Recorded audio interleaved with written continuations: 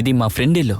2 ఏళ్ల క్రితం నేను ఇక్కడే ఉండేవాడిని, అందుకే వాడిని సాయం అడుగుదామని వచ్చా. బండి త్వరగా తీసుకురా సార్. ఒక్క నిమిషం. ఏంటి చెప్పండి. ఇల్లు తాళం వేస్తుంది. ఈ ఇంట్లో ఉన్న వాళ్ళు ఎక్కడికి వెళ్ళారో ఈ తెలుసా? ఇల్లు సంవత్సరం నుంచి తాళం వేసి ఉంది. వాళ్ళ నంబర్ కూడా నా దగ్గర లేదు. పోనీ హౌస్ ఓనర్ నంబర్? ఎవరి నంబర్ నా దగ్గర లేదండి. నాకు అలాగా? తెలియదండి.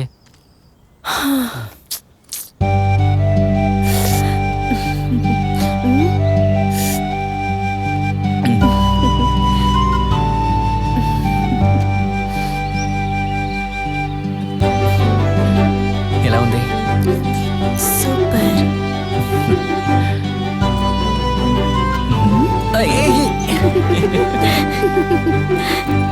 సార్ సార్ మాకు రూమ్ కావాలి. రూమా?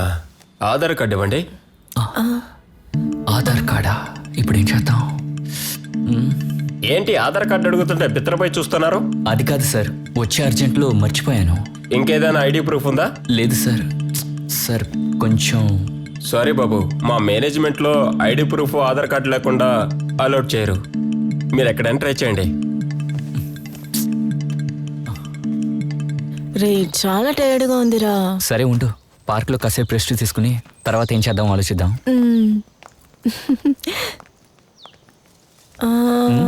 అదిగో అక్కడికి వెళ్దామా? వెళ్దాం. నువ్వేం దిగులు పడుకో, నువ్వు అనుకున్నట్టే జీవిద్దాం, సరేనా?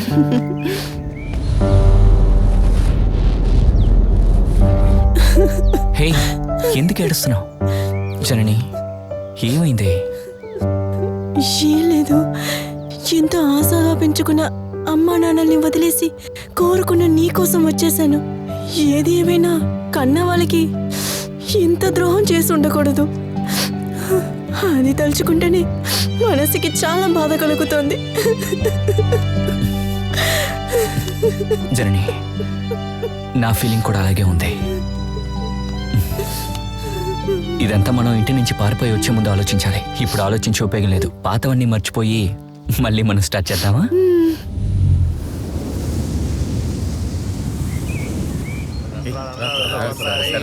అందరూ వెళ్ళండి, బయటికి వెళ్ళండి. టైం 8 అయింది. పార్క్ మూసే టైం అయింది, బయలుదేరదాం పదా. చెప్పేది విను, చీకటి అడిపోయింది. ఇప్పుడు మనం బయటికి ఎక్కడికి వెళ్ళలేం. మనకి వేరే దారి లేదు. ఈ రోజు రాత్రి మాత్రం ఎవరికి తెలియకుండా ఇక్కడే ఉండిపోతాం. ప్రాబ్లమే ఉండదుగా? ఏ ప్రాబ్లం రాదు, నేనున్నాను కదా.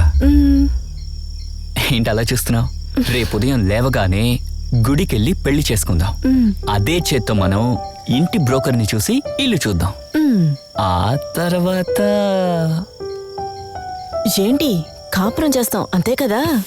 కాదు, మన ఇద్దరి శోభనం.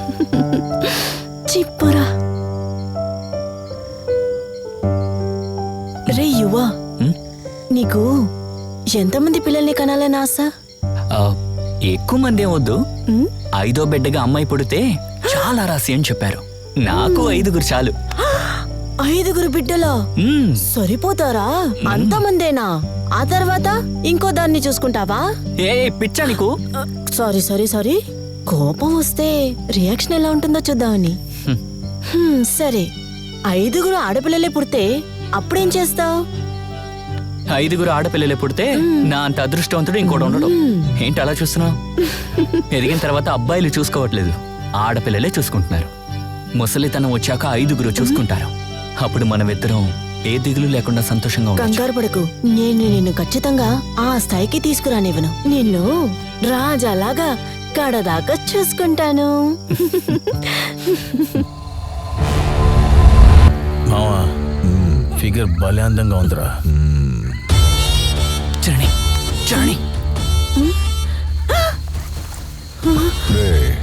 ఫిగర్ ని ఎక్కడి నుంచి లేపుకొచ్చావురా? బెంగళూరు టమాటాలా ఉంది. నీకు కలిపి పే చేస్తాను, నువ్వు బయలుదేరు. సార్, నేను చెప్పేది దయచేసి వినండి. మీరు పొరపడుతున్నారు సార్.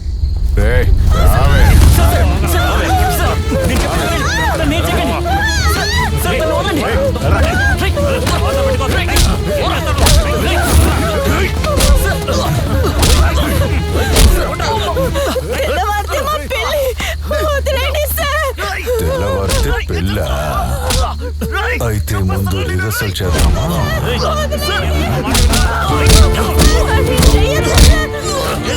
అది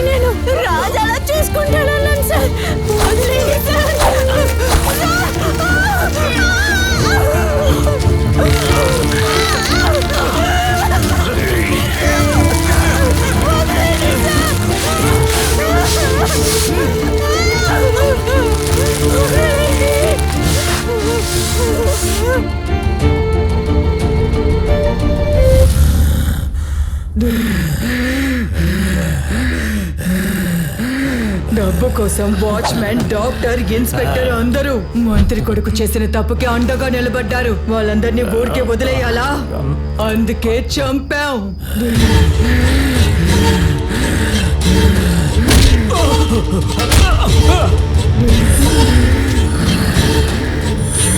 ఆ తర్వాత ఇన్స్పెక్టర్ని ఎలా చంపామో తెలుసా?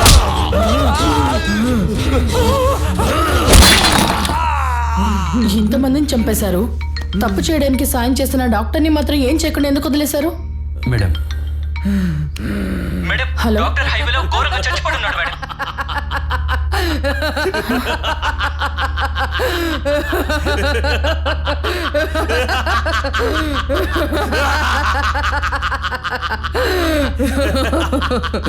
ఇలా చూడు, 7గురిలో 6గురిని చంపేశాం. మిగిలింది మంత్రి కొడుకు మాత్రమే. వాడిని చంపేస్తాం. మీ వల్ల అయితే వాడిని కాపాడుకోండి.